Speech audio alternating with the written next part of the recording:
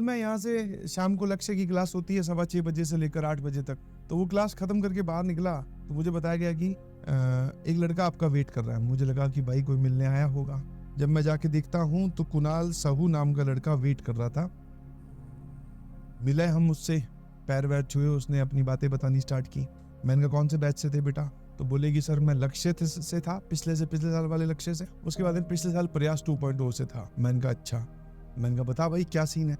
बोलेगी सर बहुत बहुत शुभकामनाएं, बहुत बहुत बधाई। मैं कहा कैसे? बोले सर IIT JEE में सिलेक्शन हो चुका है, IIT दिल्ली में केमिकल इंजीनियरिंग मिल रही है। मैंने कहा शाबाश, IIT दिल्ली में आपका स्वागत है, IIT दिल्ली में आपकी एंट्री हो रही है, इससे बढ़िया क्या हो सकता है भाई? मैं कहा कितनी रैंक आई? तो उसने अपनी जो CRL होती है, जनरल रैंक जो होती है, वो बताई 7400 समथिंग JEE एडवांस में एंड 5000 समथिंग JEE मेंस में। मैं कहा वाह यार तू खुश है? बोले हाँ सर। और ये बात करते करते जैसे कि अगला जो हमारा सवाल होता है इन जनरल जो हमारा डिस्कशन होता है कि भाई तू खुश है, अगला सवाल होता है पेरेंट्स खुश है। जैसे मैंने ये पूछा कि पेरेंट्स खुश है तो वो सवाल सुन के थोड़ा सा सहम गया, मुझे नहीं पता था। फिर उसने अपनी हालत बतानी स्टार्ट की कि सर एक्चुअली मॉम को पैनक्रियाटिक कैंसर था, तो मॉम की डेथ हो चुकी है।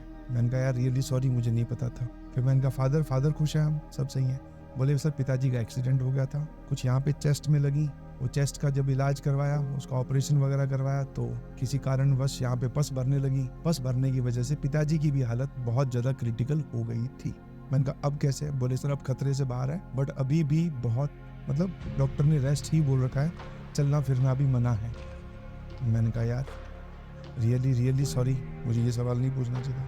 बट जब मैं ये बातें उससे कर रहा था तो चेहरे पे बिल्कुल शिकस्त नहीं थी। आराम से वो अपनी स्ट्रगल की कहानी बता रहा था कि उसने क्या झेला होगा। ऑल्दो वो बोल के तो नहीं बता सकता और हम लोग इमेजिन भी नहीं कर सकते, समझे कि नहीं समझे? तो मैं आपसे फिर मैंने कहा, फिर मैं बाकी सवाल पूछने लगा। मैंने कहा फिर पूरे साल तूने कैसे अपने आप को फोकस कैसे रखा यार? यहाँ तो घर में किसी की शादी आ जाती है, बाकी सब छोड़ो सर, किसी के मतलब हमारे चाचा के लड़के का अगर बर्थडे हो तो हम उस दिन पूरे दिन नहीं पढ़ते, तो तूने अपने आप को फोकस्ड कैसे रखा इतने सब नुकसान के बावजूद? और इतना घर पे क्रिटिकल सिचुएशन है, आदमी जो है वो नॉर्मली सांस नहीं ले पाता ऐसी सिचुएशन में, और तूने पढ़ाई की है। उसने बस एक बड़ा ही सुंदर सा और खूबसूरत सा जवाब दिया, कोई ब्यूटीफुल आंसर नहीं। बोले सर मुझे ये करना था बस, और मुझे अपने लिए करना है, अब मुझे अपने परिवार के लिए करना है, मुझे उनकी हालत सुधारनी है, तो बस ये करना था सर, बस। सिंपल सा एकदम, मतलब एक ऐसा जवाब जिसमें सब कुछ आ भी गया, और अगर इसको कोई नॉर्मल इंसान सुने तो उसमें कुछ भी नहीं आया। बोले क्यों किया तूने IIT? बोले मुझे करनी थी।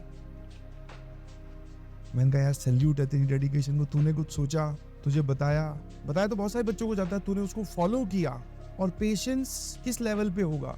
और उससे बात करते करते वक्त मुझे ये भी लगा कि यार हम किन बच्चों को पढ़ा रहे हैं, किन बच्चों को, मैं मतलब कितना प्रिविलेज्ड हूँ कि मैं ऐसे बच्चों को पढ़ा पाया हूँ, ऐसे बच्चों का मेंटर हूँ। ठीक है, नहीं आई उसकी ऑल इंडिया रैंक 1, कोई दिक्कत नहीं है। नहीं आई सर 100 कोई दिक्कत नहीं है। नहीं आई 100-500 कोई दिक्कत नहीं है। 7400 समथिंग आई है, मैं बहुत खुश हूँ। आज के बाद में अगर 2 खेमे बटे, इन फ्यूचर कभी ऐसा हो कि आपको ऑल इंडिया रैंक 1 पढ़ानी है, या फिर एक बच्चा जो ऑल इंडिया रैंक 1 लेके आया है वो आपके साथ फोटो खिंचवाना चाहता है, या फिर सर ये 7000 वाला जो इतनी स्ट्रगल करके आया, तो मैं भैया यही बोलूंगा 7000। ऐसा नहीं कि ऑल इंडिया रैंक 1 से कोई चिढ़ है, ऐसा नहीं है, बट हाँ जो इसने किया है वो बोलते हैं सर एकदम बेसिक स्क्रैच, और जहां से हम आते हैं हम किसी को बताते भी नहीं है। एज ए टीचर हम लोग आप लोगों का लेवल, मतलब मैं आप लोगों का लेवल यहाँ तक मैं सोचता हूँ कि आप अपनी डेडिकेशन यहाँ तक शो कीजिए, और कुछ बच्चे हैं जो उनकी डेडिकेशन कहाँ की भी है, हम वहां तक इमेजिन भी नहीं कर सकते, ना आप कर सकते ना मैं कर सकता।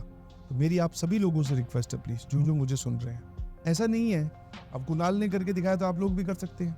कोई इंटेलिजेंट वगैरह नहीं था सर, 79% या पता नहीं 78% है 12वीं के मार्क्स। कोई इंटेलिजेंट नहीं था, बस डेडिकेटेड, ठीक है, जुनून था, कुछ कर दिखाने का, कुछ कर गुजरने का जुनून बहुत तगड़ा था। कोई IIT के बारे में सपना लिया होगा, बस वो सपना सही करना था भाई, खेल खत्म। फिर मैंने पूछा, मैं आगे चल के तो यार हमने क्लासेस भी बहुत ज्यादा हेक्टिक हो गई थी।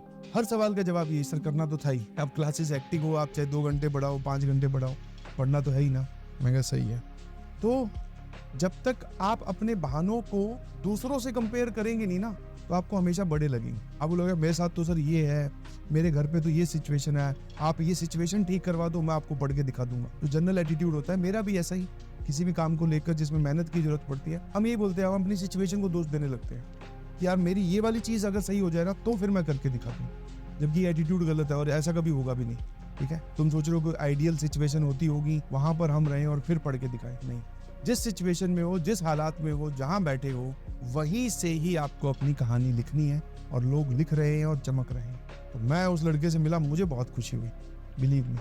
फिर मैंने पूछा कि अलग सर से मुलाकात होगी क्या? हाँ, बोले सर अलग सर से मुलाकात हो गई है, पॉडकास्ट रिकॉर्ड हुआ है।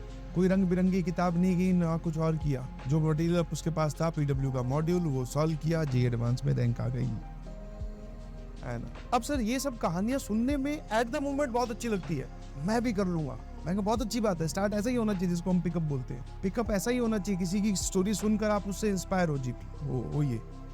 बट जब आपके सामने कठिनाई आए, मोटिवेशन में आपने स्टार्ट तो कर दिया, अब आगे चल के ब्रेकर आएगा, सवाल नहीं सॉल्व होंगे, सिचुएशन डिफिकल्ट होगी, टेस्ट आ जाएगा, रिवीजन नहीं कर पाओगे। जब ये सब सिचुएशंस आए तो फिर पेशेंस रखिए, मैदान छोड़ के भागिए मत कि अब क्या करें सर, अब तो नहीं हो रहा है, बहुत हेक्टिक हो गया, समझे। हाँ, जितना हो पा रहा है उतना कीजिए, अपनी मैक्सिमम कैपेसिटी में रह के कीजिए, आप देखेंगे कि सब कुछ अच्छा धीरे धीरे होता जाएगा।